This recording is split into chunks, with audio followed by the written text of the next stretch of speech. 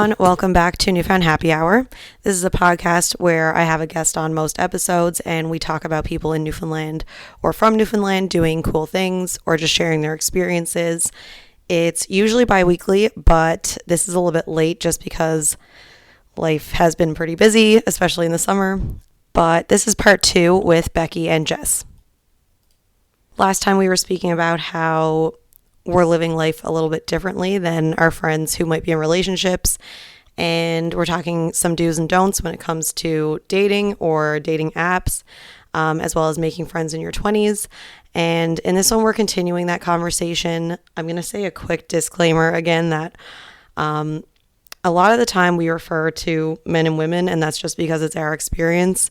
We're just speaking from our own personal experiences. I never mean to make it stereotypical or like man-hating or us versus them or anything like that. But unfortunately, like we say in this episode, the three of us are young women with 3 different experiences growing up in different towns and with different friend groups, and we've made different friend groups as we've gotten older, and we all relate to these same experiences that we're having, and it kind of bonds you in a way. But I really don't think that we're being negative or anything. I mean, personally, I think at this moment we're all pretty happy to be young and single. And we get into that too, how we're having a great time. So it's definitely not to be negative. I think we're just bonding and, you know, it's relatable, hopefully, to some people. Also, just another disclaimer, because I'm not sure if people will take offense to this, but we do talk about the Barbie movie in this episode and everyone should go see it. But when we're talking about video games and things like that, we're just bringing attention to the fact that when you reach a certain age, it's totally acceptable for boys to continue all of their activities or hobbies into adulthood, while women are often made fun of constantly for liking the things that they like or doing the things that they do or the movies they watch or the decor of their home. So that's all we're saying there. I hope that can be understood. I think we're very careful with our words, and it's because we really don't want to be offensive. I was just in Toronto after we recorded this episode, and then I came back and am now recording this part. And I was reminded, unfortunately, that it is extremely common for women to be treated a certain way, not in a good way. And it's common for men to expect or even try to enforce certain things on women. And in the past year or two, I was also reminded that there's still men and women out there who slut shame or make other women feel bad or say things to other men to put women down. And I think that's why we get so passionate talking about that movie. It has been difficult for me as someone who, and I think I kind of start talking about this and we move on to something else, but it has been hard to always have said I'm a feminist since I was like 17, 18, and saying like we're equal, men and women are equal. And like I'm really just realizing that we are not equal. Not in a bad or good way, but like we are just not treated equally. We're not raised equally. We handle things differently. Our brains do not work the same way. And so, yeah, trying to wrap my head around all that. And the Barbie movie has been the thing that has helped do it. So anyway, I'll stop rambling and let's get into part 2. Like I said, we talked for a long time. So here is part 2 with Becky and Jess.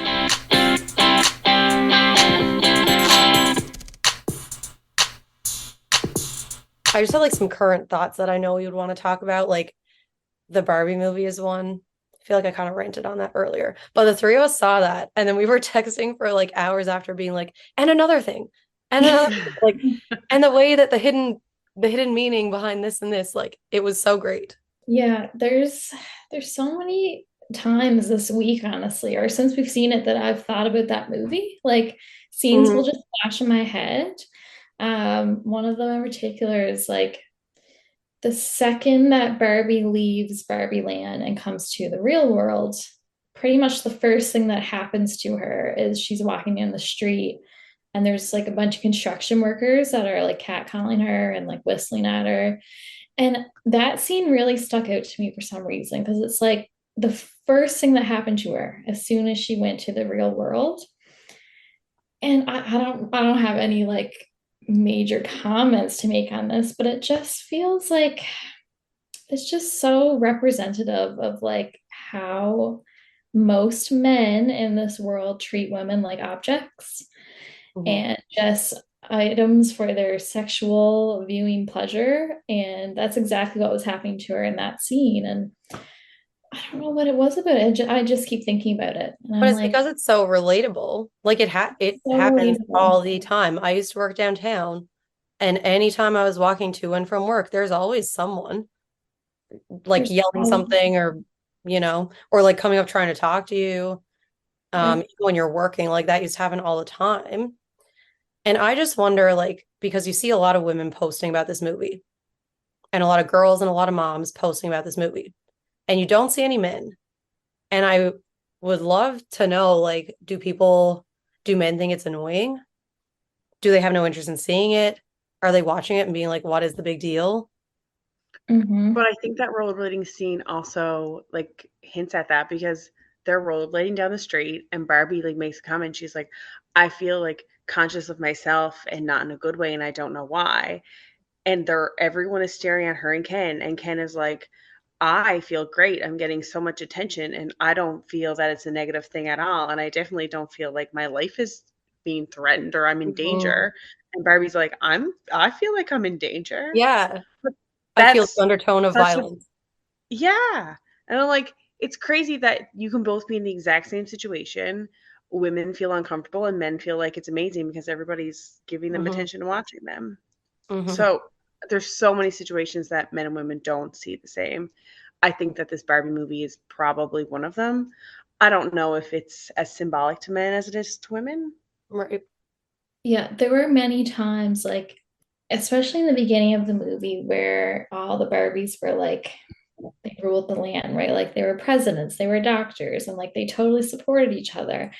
And that made me emotional out of anything else, was the beginning of the movie, because I was looking at that and I was like, that is what our world would be like if like women were presidents and like women were lifting each other up and like there was more women in STEM and healthcare, and it just like really resonated with me. I was like, wow, that's how life could be if Mm. patriarchy wasn't a thing. And Yeah. obviously there's several points of that movie that make you think, but that stood out to me as well. It's like, Yeah. Well, I think the main thing is that like patriarchy is bad for men and women.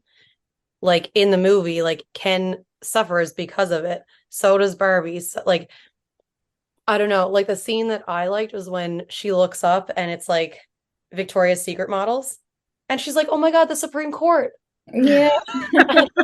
And it just goes to Yes. show because like I feel like guys don't realize it, but they've walked around being like, "Oh, all these men are in power," and they just never thought anything about it. But like it's so significant. That's why there's all these headlines where it's like Barbie's the first women-directed movie to get whatever, or like the first woman to do this, because like it is a big deal, and we did not grow up seeing all of those things.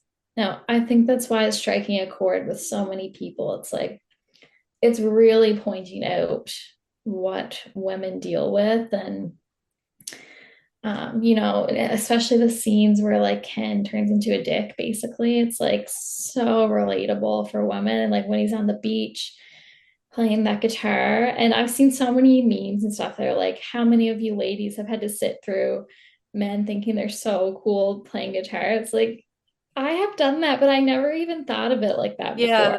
Like, I Yeah. didn't want to sit through your lousy guitar playing and your stupid singing, but like, we just deal with it because it's like, oh, that's like what we do. But And I like, think it's important to know that like it's a certain vibe. It's a vibe it's when a someone vibe. is Yeah. really specifically trying to impress you. And I Yeah. think it's almost a form of love bombing sometimes, because sometimes it's like I wrote this for you, or like I'm going to play this song for her.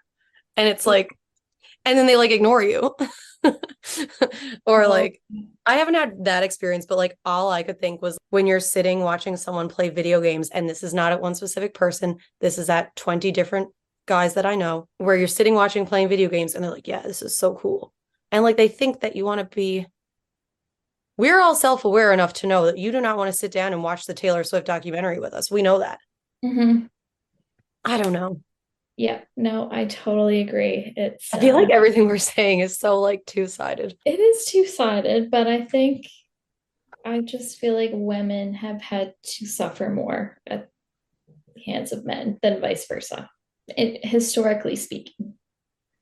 I don't know if that, like, I feel like that is pretty much what the Barbie movie is saying. Like, when she goes into real land for so many years since the dawn of time, basically, they're showing like historical books of men ruling the world. Like, that was a major point of the film. And I think it's so true. But I also think there's the piece at the end of the movie where they try to tie it all together with the equality portion of it. And it's like, I think the line where Ken says, what is it? He's like, maybe it's not Barbie and Ken, maybe it's Barbie and it's Ken. Yeah. Like, Yeah. it comes together in that line. Like, they can be equals in this world. And whatever gender you are, I think that was the whole point at the end of the movie, was like, that is the solution. And even though they might not have totally gotten there in the movie, they tried. Like, and I think that's the other point, is like, we have to keep striving for that equality. You know what I mean? I don't know. Yeah, because a lot of people are upset. They're like, but men don't have a role in Barbie Land. Okay, in the beginning of the movie, they didn't. But in the beginning of the real world, women didn't have a role in the real world land. So that's Right. why the end is so important. The end is them finally trying to come together to be like, we can't work in a place where one gender rules. It needs to be equal. Mm-hmm. Equal. Yeah. In that movie, I personally loved the part where they were trying to like brainwash all them or like trick them into like pretending they were brainwashed and all the funny things they were doing. Like, pretend you don't know how to play tennis and let them show you. Like, all these funny things. Yeah. Um, Oh, oh, yeah. there was something. Oh, well, yeah, like you said, like it kind of mimics real life, but it doesn't even get as worse. So like in Barbie Land, it's like the Barbies rule, whatever, and the Kens are just there. They're not being oppressed. They're not being stopped from doing anything they want to do. They're not being like abused or manipulated in any kind of way. That is true. But in the Yeah. real world, like in the real world, it's like it's not just that women haven't had a place. It's that like they've been I can't walk completely down the street. still Yeah. it's 2023 and women can't choose like so much about their lives. And like it was only I said this on another episode. It was only like 1960 something that women could have a credit card. Mm-hmm. So when you see like the whole, and I think it's the reason that this movie's blowing up. I think it's the reason that suddenly everyone loves Taylor Swift. That's another podcast for another day. I think Um, that's her here, though. but I think it's because like everyone's finally realizing that like not just that you don't need a partner, but that like men can celebrate their video games and their superhero paraphernalia and like all the things that they've always been able to do that no one's ever really judged. No, we And just like allow women are them. like, you know what? I'm gonna go and dress however I want, and I'm gonna go to a concert, and I'm gonna dance, and I'm gonna have a good time. And I think like we're finally at a point where like people don't care. Like I feel like when we were all teenagers, I don't know about you guys, and I'm reading this book right now. Um, I'll like mention it at the end of the episode, but like in it, she's saying how like she thought about relationships when she was a teenager, and like I just remember thinking that that was like the most important thing, which is what she says in the book, and how like you just so much want to be liked and you want to be desirable to whatever gender you are liking. Yeah. No.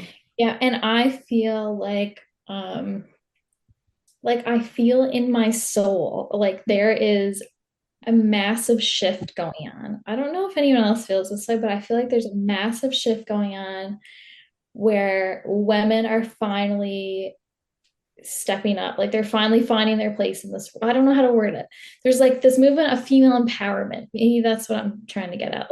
Like you said, everyone loves Taylor Swift, but there's a reason. It's because she's like the symbol of like female empowerment and like being such a badass. And When a lot of people, women our age, used to, like, I've seen so many people go to this tour who used to make fun of me and or friends, and now they're going on, like, which is a little bit annoying, but it's also nice because it means that people are healing from their preconceived notions about how annoying it is to like girly things. Yes. Yeah. But yeah, I don't know. Do you feel that like this like shift in society where like women are and like I guess like the Barbie movie is a part of it too. Like we're just bringing more awareness to like how we have been treated by men for so long, and we're just becoming more aware of like how we are actually supposed to be treated in society in general. That's how I'm feeling. I don't know if Well, I think it's like what I said, like people, like women could only really get their own credit cards in the 60s. So, like, if you're a married woman in the 60s, how difficult was it to get a credit card to leave your husband, to like be self-sufficient? People still didn't really hire women for the same kind of jobs.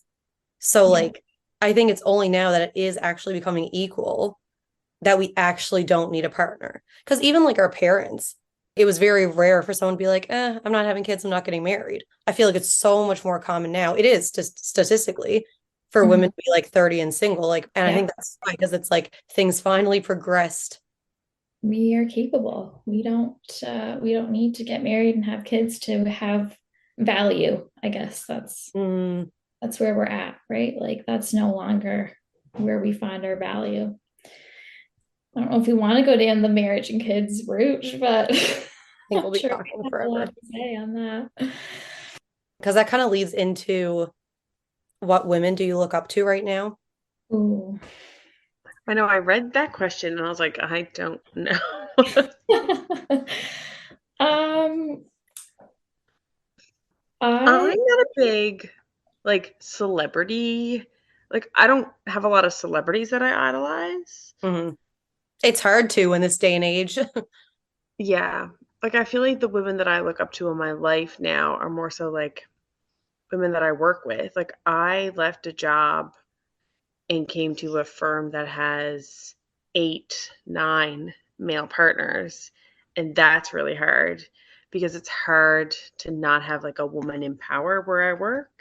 That's where I find I get a lot of my like, I don't know, what's the word I'm looking for? Like, those are the people that I idolize more so. But that's not really like the dating kind of answer. Mhm. No, that makes total sense. You need to have someone, it's good to have women in your workplace in power for like support, first of all, just like someone to Mhm. feel comfortable going to. But I think the women that I look up to most now are like my single friends who are just out there killing it and like just being totally capable on their own and like being happy on their own. And like you mentioned earlier, like growing up, you just think the whole goal in life is to find love and to have somebody want you. But then you realize that no, you actually don't need that. And sometimes it's hard to be on your own. There are times when, like, I'm out shoveling my driveway with 7 feet of snow, and I'm like, I probably wouldn't mind having a boyfriend in this moment. But, like, for the most part, you can be totally happy on your own. So I think that would be my answer. And, like, again, nothing against my friends in relationships. Everyone's has a different path and everyone's different, but like, I just really admire my single friends. I admire you guys. I admire my other single friends. Like, that's my answer. That I is a love good that. answer. And like, I don't really have celebrities I look up to either, really. Like, No, I think it's really hard to look up to celebrities because of just capitalism and it's like you just don't understand. Like I saw all these now this is just me and my life. I saw all these celebrities going to the LA Eras tour and they're like posting and singing and dancing and they don't even know the words and they're all posting like praising her. And I'm like, where were you when she was getting all this shit? Which I guess is just a sign that everyone's healing. But it's like you don't even know the amount of money that it would have cost for like 10 celebrities to go to this concert when like regular people are like the portion of money that they would have to spend in regards to how much money they have or make. Anyway, that's like another story too, but there's like so many spin-off episodes from this episode. I feel like There we are could so do a many. deep dive into like so many things you talked about here. I think we could do a whole episode on like advice for do's and don'ts of dates.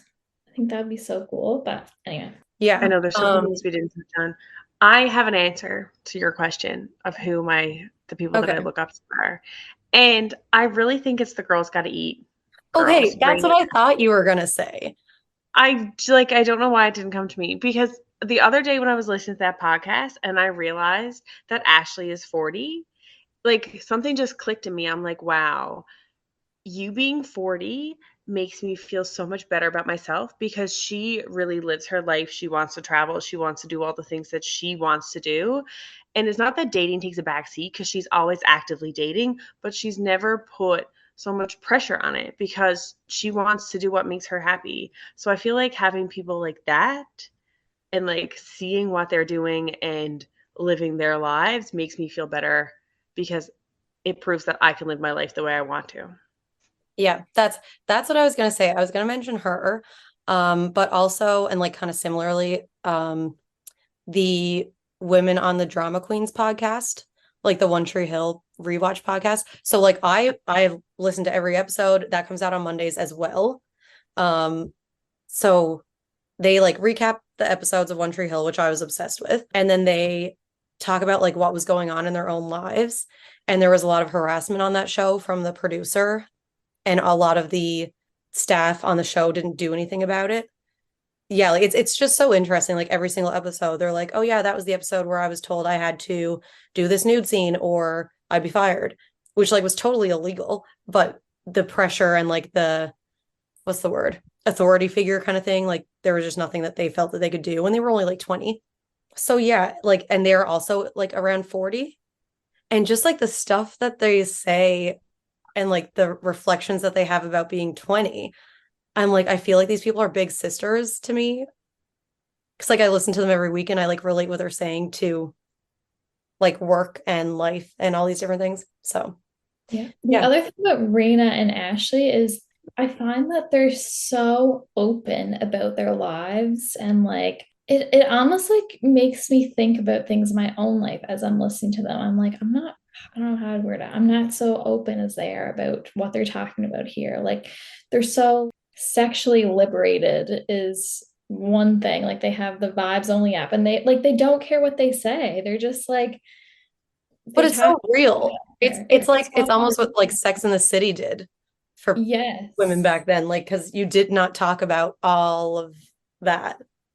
No, and I find it's life changing. I'm like, oh, you can talk about that? Like, I've never mentioned anything to any of my friends like that. And they're just on a podcast with like millions of listeners, letting it all out. Like, I recommend that podcast for anyone who, 100%.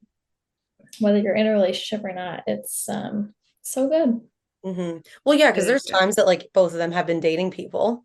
Yes, no, so good and such thoughtful topics and such great guests they have on.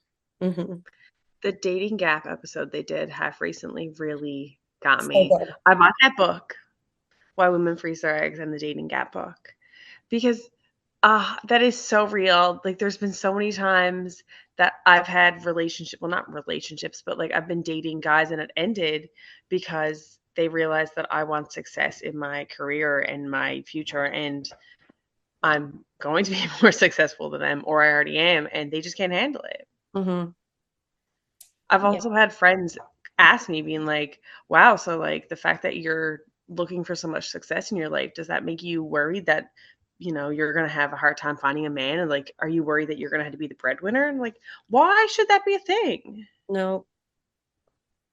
Yeah. Anyway, that It's really so got nuts. me. Yeah. But that's true. And like, well, this is a way that patriarchy affects men negatively is because they think that if they aren't the breadwinner, then they're not valuable. And that's not true at all. Men can be very valuable. Everyone can be Mhm. very valuable. Um, yeah. I read a So quote. That's like, I don't remember how it goes. I'm going to butcher it, but something about like the fact that women won't date short men is like men's version of I won't date a woman who's more successful than me. Mm. Oof. Well, we should mention the reason why there's the mating gap. So basically, there's in the podcast they had I think she's some kind of anthropologist. She was really good, but she basically did a lot of research about why women are freezing their eggs in their, I guess, late 20s, mid 30s. And she thought that the reason was going to be were careers. Like they wanted to wait because they wanted to put more effort into their careers. But And she I found, think sorry, but I think one thing too was like everyone else told her that's what it would be. Like all yes. these like other Yeah. doctors above her were like, oh, well, this is why. Yeah. But then in her research, the biggest reason why they were freezing their eggs is because they couldn't find a suitable life partner, which she didn't expect at all. And then she called it was it the dating gap or the mating gap? I think it's the mating Same gap. thing. There is a book that I've mentioned on this podcast before about the dating gap. Um, it's a book called Datanomics. So that's kind of similar to what she found. Yeah. So, and then she kind of went into some reasons as to why that may be. And one of them that I totally think is true is that in the 90s, men and women, but back then there was more pressure, societal pressure to like build a family, get married, just kind of like what you do. And now they don't have that pressure. So now men are feeling like, oh, we don't need to settle down and have children. And you don't. It's totally true. But for a lot of women who still want to have families, it's rough out there. If you are one of those people, from what I'm experiencing and from what I'm seeing and from what this researcher has found. So It also, I remember a part of that podcast, they made a comment or something in her book, I think, where she said a lot of men grew up basically being told that they had to support a family and they had to have this really successful career because they needed to provide for their wives and their kids and have this big happy family. And a lot of men haven't had the financial success in their life that they were told that they needed to have. Mm. And that's a big part of the reason why a lot of men won't settle down because they don't feel that they're capable of providing the things that they've been told that they had to. That really surprised me. Hmm. I never thought of it like that. Yeah, that is interesting. And like that's the same thing. It's like patriarchy, not good. I don't know if this like how this ties into, do we want to talk about would you want to know if your significant other was messaging someone? uh, Maybe um, because this was something that has like come up in a couple of my friend groups discussions was like kind of like what we were just saying, like how men don't really want to settle down. So like they're kind of just I know, and a lot of people don't. I don't want to like make it men or women, but there's a lot of people, like we said earlier, there's a lot more men messaging women randomly and like without any intent. And so I know, especially in Newfoundland, and I've talked about this before. I did a big rant on this about the first episode that I did, or on the first episode that I did. How it's so dumb to like cheat on someone in Newfoundland because it's so small. Like we have that group, we have our friends, everyone knows everyone, so why are you doing it? But still, people who I feel like are popular people, a lot of people know them, message women inappropriate things. It's not like a like react, and it's not just a message of like, oh, your job is cool. Like, not platonic things, like it's inappropriate things. And I feel like the responses are very mixed, where some people feel like they need to tell the girlfriend or wife of the man, and some people are like, I'm not getting involved. And I've never really decided on what is the proper thing to do. that's a tricky question, no doubt. is I think the way that I usually view that is like, okay, this man is messaging me in this way. He has a girlfriend or a wife or whatever, but in reality, that's none of my business. I don't I don't know if we should keep that, but like I Well, know. you're not saying you're messaging him back and like, oh, I'm pretending I don't know. I feel like my thing is that in a lot of instances I know of where someone tells the woman they stay with them and it doesn't matter. And then there's a thing that goes around where you are the bad person. Yeah. there is like so if a guy messages me and like I have a hunch he has a girlfriend or wife, but he's being like super flirty, it's like I don't actually know that their situation. Do you know what I mean? Like maybe it's not my responsibility to know. Maybe they're going through divorce. Maybe they're breaking up. Mhm. Maybe they have broken up. Like that's always how I view it. And I'm just like, not my business. I don't want to ask. If you're doing this to me, it is literally not my responsibility. If you are messaging me these things, it's your relationship. I'm not involved.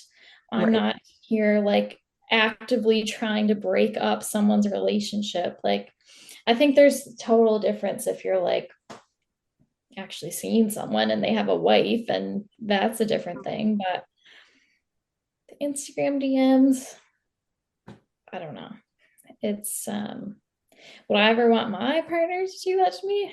No, they'd be gone in 2 seconds. But what if you didn't know about it? This is the thing. This is the circle I go in. I didn't know about it. I mean, I don't know about it. I guess I gotta go into it fully trusting that person, and hopefully I've picked someone who wouldn't do that to me. But I think that those things are so complicated. Like, there's also people out there who are like in extremely unhappy relationships. Like they might not have had any kind of like physical or emotional connection in a long time. And they're looking outside the relationship, but it gets so complicated. Like maybe they have children, maybe it's not so easy to leave, but you want to. Like you could go on and on about that stuff, right? I don't know. It's If I'm dating someone and they're messaging you anything inappropriate, I want you to tell me. I would fully want someone to tell me. But if I'm on the other end of it, I'm like, it's like you said, that's a lot of stuff that you're getting involved in it's when not it your doesn't involve you. responsibility. Yeah. It's like you've got nothing to do with that relationship. It's that Yeah. man's problem, right? And maybe it was a moment of weakness, and maybe he went home and immediately told her, and maybe this will never happen again. Maybe. Who knows? Then maybe he's serial cheater Yeah. and he's at this with countless people. But I think the I, general idea was the people who do it often and like repetitively and to multiple people. And it's like at what point? Because like how often has it been where it's like, oh my God, he messaged you, he messaged me, he sent me this picture, he sent you this picture. Oh my God. Like, and it's Don't be in a relationship. That's what I would tell these I guess people. it's all situational. Like, if you yeah, want to go and message a million different people, you can do that.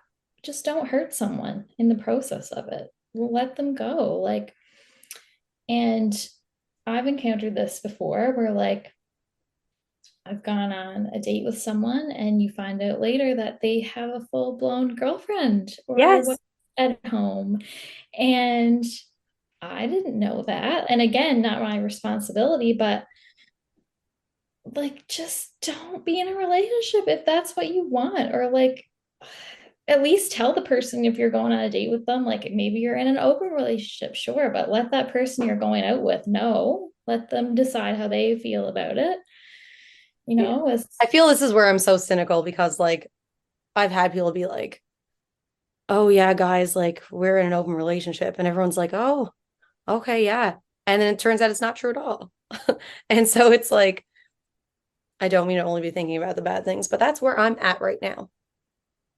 yeah, I think I don't know. There's dating is just hard in this day and age. It's just hard in general.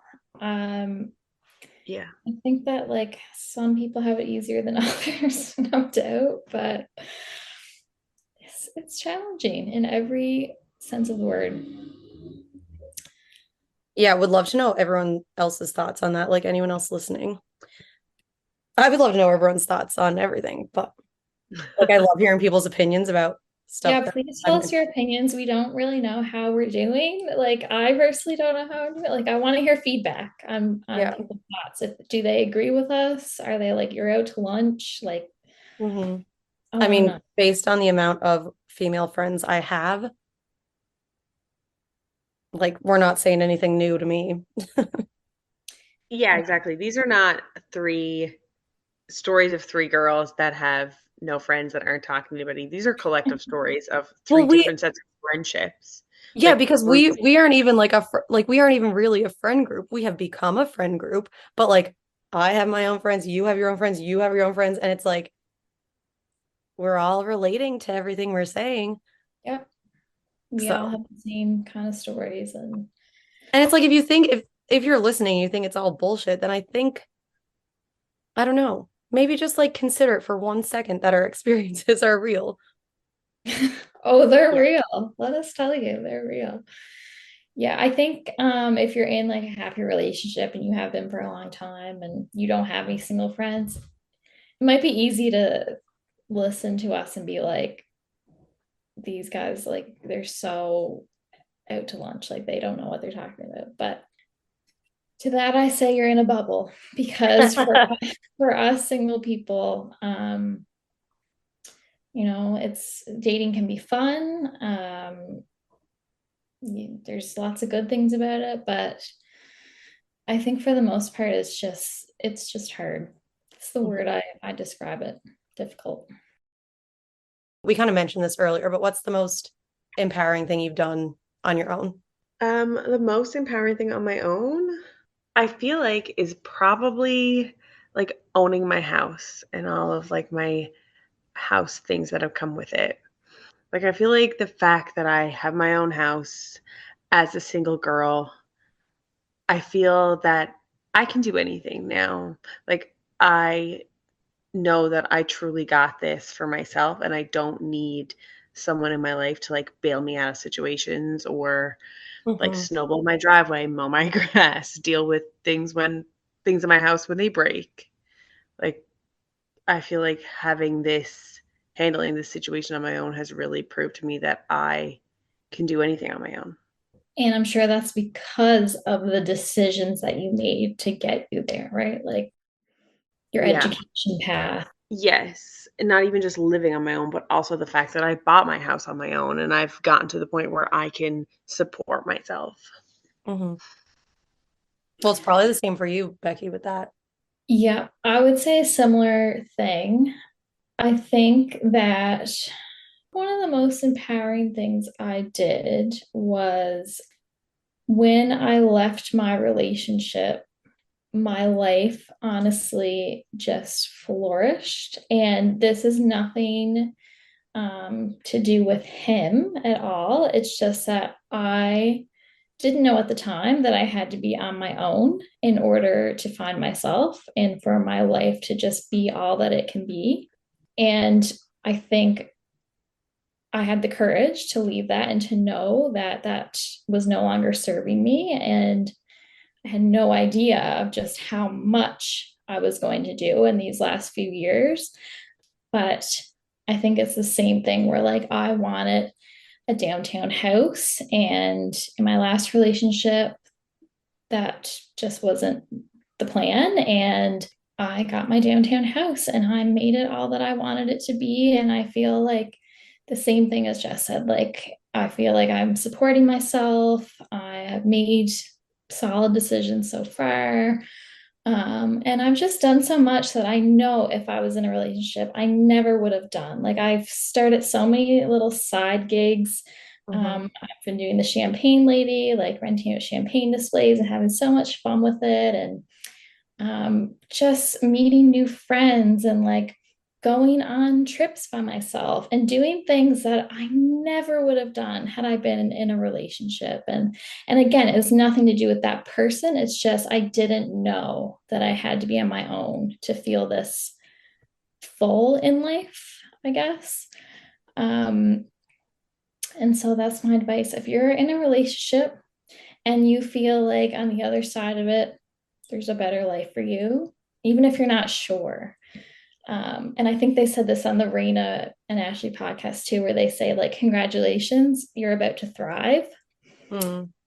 That is how I'd say that to someone who's thinking about leaving a relationship, whether you're a man or a woman. Congrats, you're about to thrive. The That's my solo traveling is also a good thing to point out. I feel like the fact yeah. that like I've gotten on a plane and gone somewhere, like I wanted to see the world and I felt like I needed someone to go with me. And I came to this realization that like I don't need someone to go with me. Like I can go do all these things on my own. I think that's also been a big realization too. Hmm. Yeah, well, I think all of us have had like that kind of going somewhere by yourself experience. Like the first thing I thought to say was my Europe trip that I just did. I did a whole episode on that, but I think like the most empowering thing is like choosing to be single after a certain amount of time. Like I have really realized that I have fully chosen to not like chase after anyone or like even like I said, like I went on a date in January and I was like, this is actually unfair because like I don't, even though this person was like great on paper, would recommend to a friend, which I have done. um, I just I just don't want that in my life yet. I don't know. It's not that I don't, I do, but I think like I guess what I'm trying to say is not settling is like the Yeah. most empowering thing, I think. Yeah. Like, we all have people in our lives, I'm sure, that if we truly did not want to be single, there are people out there that we could settle for is not really the right word, but we could find a boyfriend. Hmm. Choosing yourself over settling is a big deal when you finally get to the point where you realize that that's an option. Right. Mhm. Yeah, and like kind of not trying to like set up a date or like being on dating apps, like looking at all these people, like it just has not been a priority. I think it's because I've gotten to tying it to everything that we said today is like I'm like fine without it. And it can be a great thing, but like there are great things about being single. Like you just said, like the growth, like the personal growth, the things that you're doing that you wouldn't do otherwise if you were in a relationship. Like you grow in other ways when you're in a relationship, but when you're single, I feel like you would almost be hindered in some ways if you're with someone from going certain like because anytime I was in a relationship, even sometimes before, like when I was younger, I would factor in like, oh, well, they're gonna go to school here, so maybe I'll apply there. Or like maybe like if he wants to live here, I'll like look into which is like ridiculous. And I think even if you're with someone, I don't think you should think that way. But Yeah. unfortunately, that's how it goes. Well, yeah, you're making your decisions based on someone else, right? And that's just how it's going to go in a relationship. But when you are on your own and you find that peace and happiness, there's nobody else to invest your energy into but yourself. But I Hmm. find that, or at least for me, it took a much longer time than I expected to get to that point. Like it's been, I guess, over 3 years now, just being like completely on my own. I haven't dated anyone seriously since then. And I still feel like I need more time to really come into myself and like to be totally content. I don't know, like I'm no longer in a rush. It's I like, think, yeah, I think that's what I'm getting at. It's like, because there's so many, I mean, on one hand, like I'm looking back, especially lately, because I feel like with all these podcasts and with all these things that we're talking about, and with all this like support from your friends, like I feel like I've gone into certain things, even if it's just like a situation, fun kind of thing, where I'm like, I'm doing this so right. I'm communicating well. I'm doing this. I'm doing this. I'm doing all these things that like, this is going to be great for me because I'm doing these things. It doesn't work if the person on the other end is not on the same page. And so, like, that was a realization. I don't know how I'm like tying this to what I'm saying. I guess just like the choice, like choosing to be like, okay, you're not on the same level as me. Like you're Mm-hmm. not giving me the same thing. So like I would rather be alone than to not get the same thing back. And I Absolutely. think it's like an accomplishment in itself to have to explain that to your family over and over and over. Not just family, but like older people, like the Yeah. friends and the whatever. And like I hear myself how I sound to them when I say things like that. And people are like, are you picky? No, Yeah. I'm not. Like, But if you're I'm doing judging. this, and this person can't even do half of that, They're why judging do you really all want me to deal with that? at least mine are. Yeah. So Yeah, I think that's why mine is choosing to be single and having to explain it. absolutely. It's I just avoid that conversation altogether, honestly, with family. It's like I don't know if anyone really understands it. That like everyone in my family, except for my parents, are married, and it's like old. I don't want to call it old school thinking, but it is like the people who got married in the 80s and 90s, and they've been together this whole time, whether you're happy or not, and it's hard to explain it to that generation. It is. Mm. Yeah. And I've heard people reference like, oh, Jessica can't keep a boyfriend. Do you want me to keep a cheating boyfriend? Do you want me to keep a boyfriend around who is like clearly not making me happy? How do you think that the fact that I don't have a boyfriend is the most important thing that you have to talk about? And Yeah. also, it's not related to you. It's not that Yeah. you can't keep a boyfriend. Most of the time, the boyfriends can't keep you. Mm, true. Exactly. Yep. But I mean, like you said, like everyone's different and like everyone's on different paths. Everyone's trying to figure it out. But like, it's not a reflection of the other person Hmm. sometimes, Yeah. like most of the time, if you're not in a relationship with them. Yeah. And that can be a hard thing to wrap your head around. I still struggle with that. It's like the whole rejection piece. If someone's rejecting you or not giving you what you want, Mhm. knowing that it's not a reflection on you, they're just not able to like meet you at your level of what you want. But it's hard to not have that, like, I guess, lower level thinking where you're like, oh, it's me. There's something wrong with me. Mhm. Right. I'm sure sometimes we have all been, I'm sure sometimes that's true. Like, Yes. oh, there's so many parts of me, especially like doing this podcast where I'm like, I would love to put, like, I've seen things on TikTok where it's like sending out a survey to all my ex-boyfriends. I don't have that many Love ex-boyfriends, to but like, do that. I would love to like message a random dude I talked to in 2017 and be like, hey, what was your impression? I'd love to know. Yeah. Because if they all say the same thing, I feel like you could learn a lot about yourself that way. That is Mhm. my worst fear because do not hold 2017 me against 2023 me. No, true, true. But I would just be curious, like, how the answers would go. Like, if I really could ask everyone and just like see how the line, like, I think that would be so Do interesting. that. Can we do that? I would love to do that, but I mean, I'm kind of afraid of the answers, but I think that would be really interesting. And this just reminded me of another question that you should ask. We're going all the way back to the beginning. On a first date, I went on a date with a guy in Toronto, and he was like, so like, this is towards the endish. And he was like, what's your first impression of me?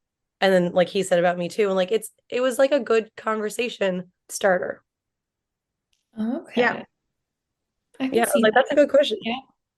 Also, nice to know, especially like in that situation for you, it was very like low commitment. Hmm. Obviously, you guys were in the same place. So it's nice for you to just get a little bit of like feedback, be like, okay, this is how I come across as a person. Maybe I need to tweak Yeah. it for the next person. And it was cool because it was like someone who hadn't met me before.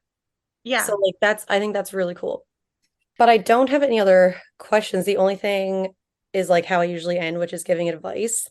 I feel like we've given a lot of advice about like relationships and stuff. So we don't like it doesn't have to be about that, but just like advice that you want to share that like people share with you, something you've learned lately.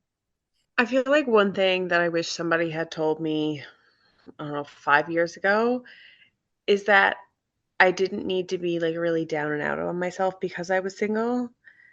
And I think that's also just like a growth thing. Like as you get older, you realize that other people's impressions of you don't matter. But I remember always being so self-conscious that people were aware of the fact that I was single once again, or like it didn't work out with another guy.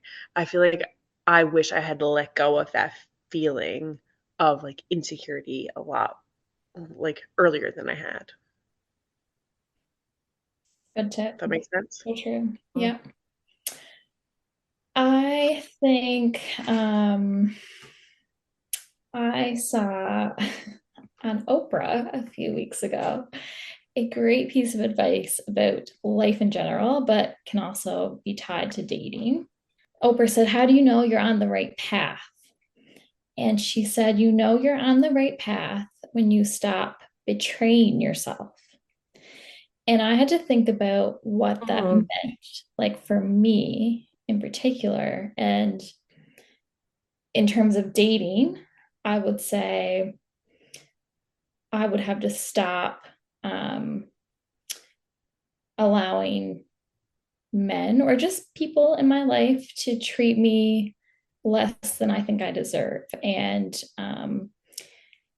I treat everyone well, everyone I speak to well with respect. And when you don't get that back, but you still talk to someone just because you kind of like the attention or like you just kind of like taking what you can get when life gets lonely, that to me is betraying myself. That's not what I want out of life. And yeah, I think there's many forms of betraying yourself, but like also speaking to someone whose values don't align with yours, or just sleeping with someone for the sake of sleeping with them when you don't really want to at heart. Like there's just so many different forms of that. And I think yeah, think about how are you betraying yourself right now in dating and try to work on it. That's my advice. That so like I actually don't usually give advice. Like I just usually let like the guests do it, but I wanted to give advice today, which like kind of ties into that. And it's also like exactly what you said earlier, where it's believe people's actions and like not always their words. Yeah. And it's So hard because sometimes people say like that's the thing that's really gotten me this past like 6 months, year or so is that like a lot of people say things that they really don't mean.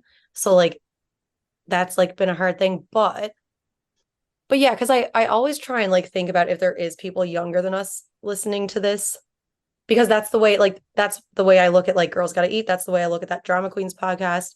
Um, yeah, I just find it very difficult. if there's people younger listening, like if I think back to my 20-year-old self or like just starting at MUN, I would say like,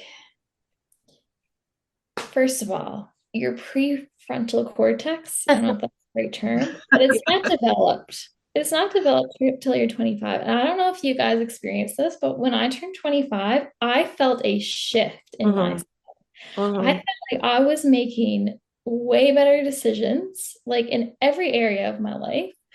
I felt way more like emotionally secure and like it's like I just wasn't a child anymore when I turned 25. So You really I would just, say just hold off. Just wait till you're 25 and yeah, yeah. you just don't put so much of your effort and time into men and like trying to get them to like you and just and I know that's easy for me to say because I wasn't like that back then. Like everyone wants to feel that desire and attention, but like Mhm. if you can focus more of your time into your female friendships, you're always going to get more out of it than I remember what I was gonna say. So like what you were saying about not getting the same thing back. Like I think the overall message of this episode or this two-part episode, because that's probably what it's gonna be, is like regardless of what it is, and it doesn't even have to be like relationships or anything. And this is the advice that I was just trying to like give, is like you need to be getting the same effort that you are willing to give. Mhm. That is the advice that I was trying to word. And I think it relates to like what you both just said. And I think it relates to like everything we said in this episode. Like if you're not getting the same effort, and maybe you don't want to put an effort. And that's why like sometimes fun relationship things can work because you're just not, you're just kind of both on the same page. Yeah. But yeah, I Absolutely. think you need to be getting the same effort that you are putting in. And until Yeah. you find that, don't settle. Stick it out on your own, and maybe the right person will come along.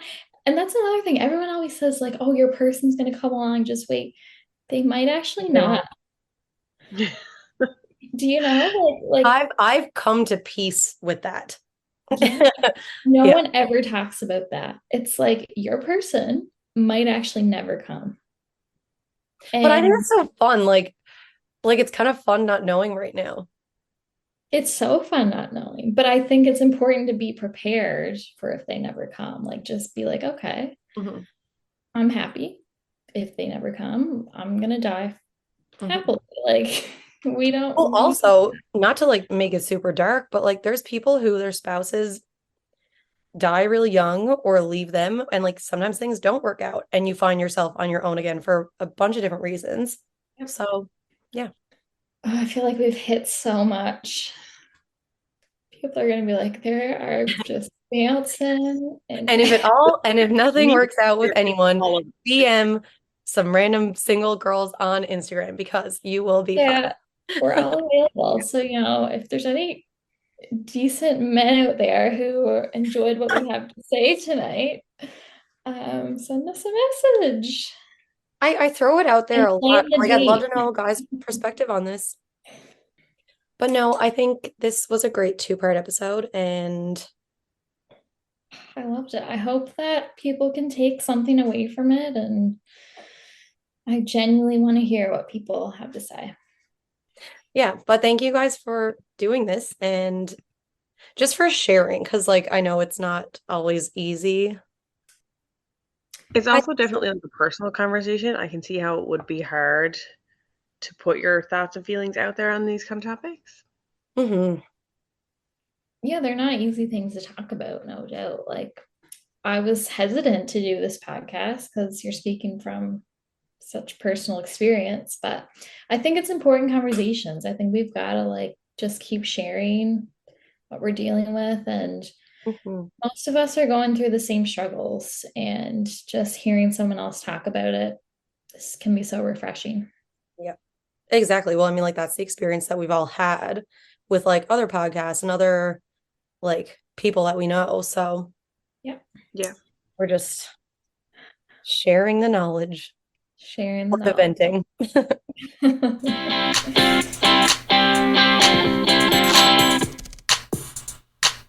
Thanks for listening, everyone. Thanks again to Becky and Jess.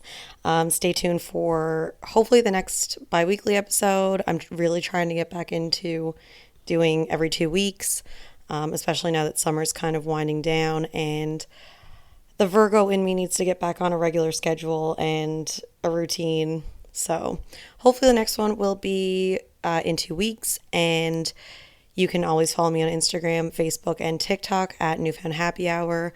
Usually any updates are there, and you can catch up on all episodes anywhere you get your podcasts.